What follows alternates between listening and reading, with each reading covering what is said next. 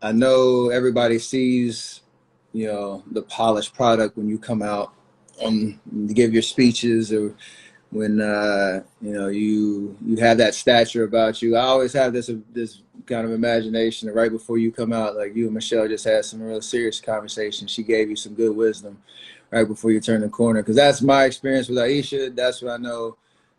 She keeps it real and always kind of there's a little gem of some kind of idea that I wasn't even thinking about. I'm like, you know what, you're right. I need to implement that into what I'm doing. Can you kind of maybe give us an example of maybe a hard decision that Michelle was instrumental in helping you land it in the right spot, or somewhere that she influenced the way that you presented yourself? I think, I mean, we've been married almost 30 years now. And so she's so woven up in me, and like, I don't even know, well, did I used to be like that? Or, Right. has she just been training me all this time? So now I'm this way. It's interesting, though, a lot of times with Michelle, in really stressful moments, the thing that she's really good at is actually making me laugh. Like I write about how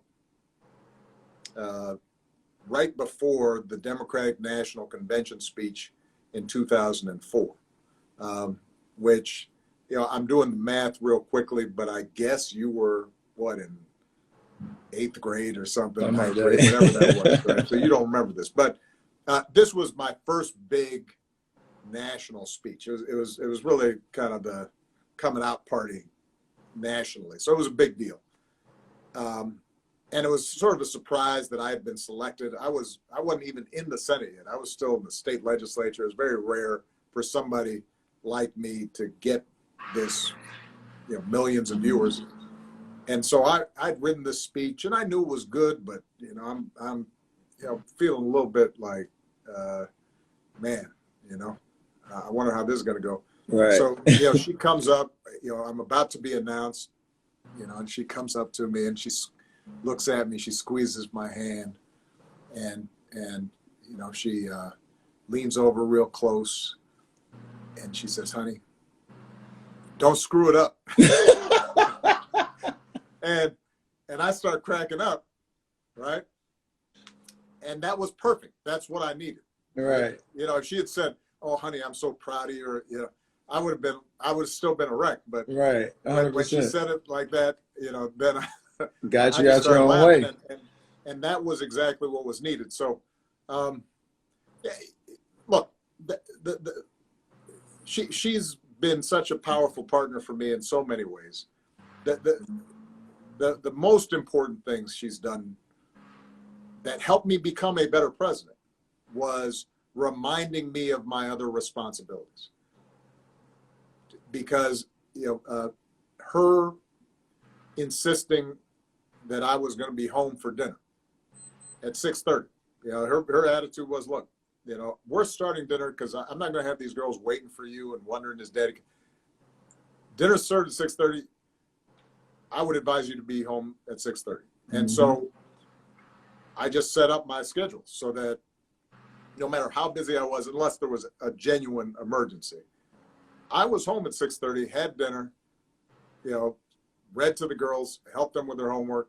And then if I had to go back to the office to do the work, obviously I had the advantage. I was living above the store, so I didn't have to commute. But, her anchoring me in that way, that actually made me a better president, because it reminded me, all right, this is what families around the country are looking for. Right. How can they spend time with their families? How can their kids live a good life? And so it was a continuous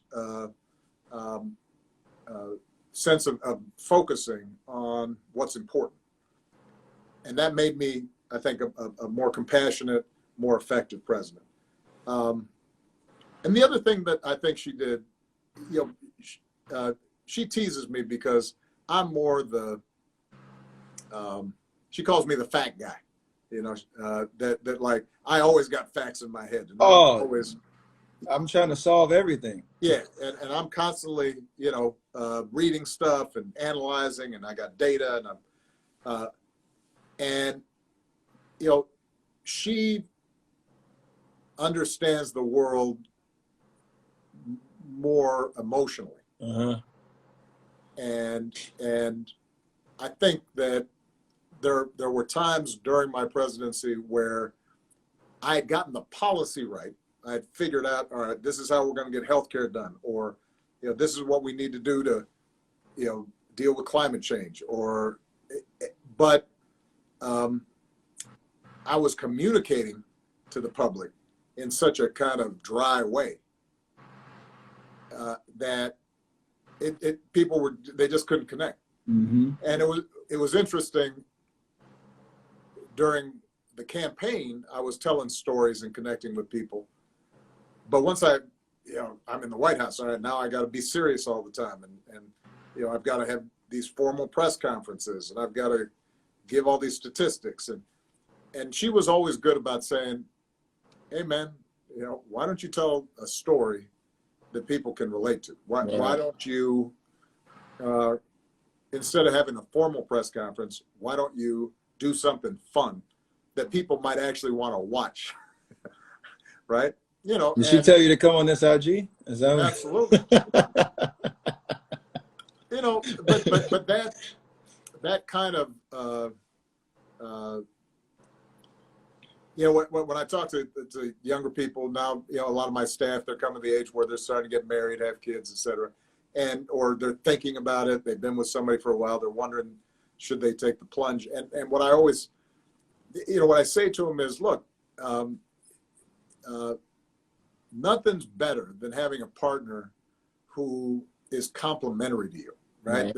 That sees things you don't, that has you covered on some blind spots, that can teach you something. Now that means that there's probably going to be a little more friction, because if they're strong-minded and they've got opinions, they're not always going to mesh. And I describe in the book the fact that Michelle and I are temperamentally different. She's got a strong personality, so do I. There are times where we're butting heads, but I am better because I've got someone who has strengths that I don't have, that sees things I don't see. And I would like to think that she feels the same way. And that, I think, has been one of the foundation stones of our relationship.